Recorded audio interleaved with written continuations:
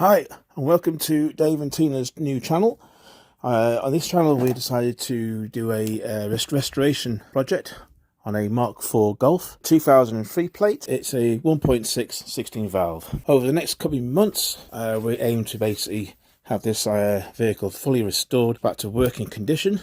Some of the work that needs doing includes the running gear, frames, drop arms, braking system, complete overhaul of the braking system, new calipers, discs, etc. Some of the pipe work will also need to be changed. But we'll start off with trying to get the engine running. So this originally failed on emissions about 5 years ago and has been sat in storage. So the aim is to basically get this vehicle back up and running, hopefully then get that towards its final goal of MOT check sometime next year. So we've given ourselves a year for this project. It's a bit money constraint sort of thing.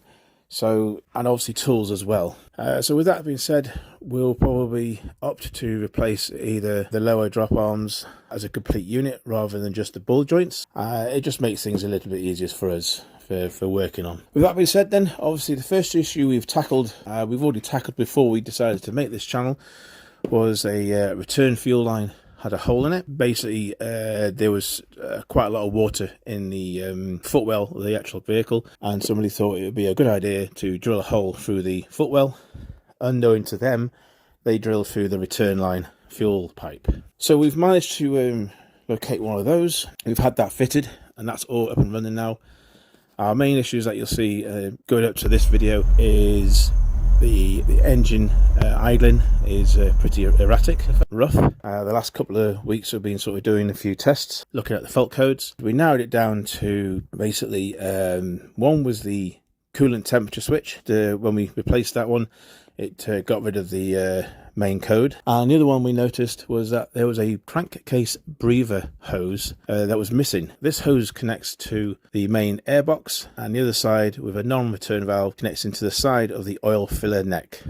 Without this, the engine doesn't have that positive pressure to be able to inform the ECU of where things are in regards to idling speeds and everything else. So it threw quite a lot of faults into the system. However, in this video, we're just going to cover basically the fact that we've fitted this hose, and now we're just getting the ECU to do a relearn. And with that, the engine speed now is from an 1100 RPM down to around about 850, 900, which is what we'd normally expect for this year of a vehicle. So welcome to the channel.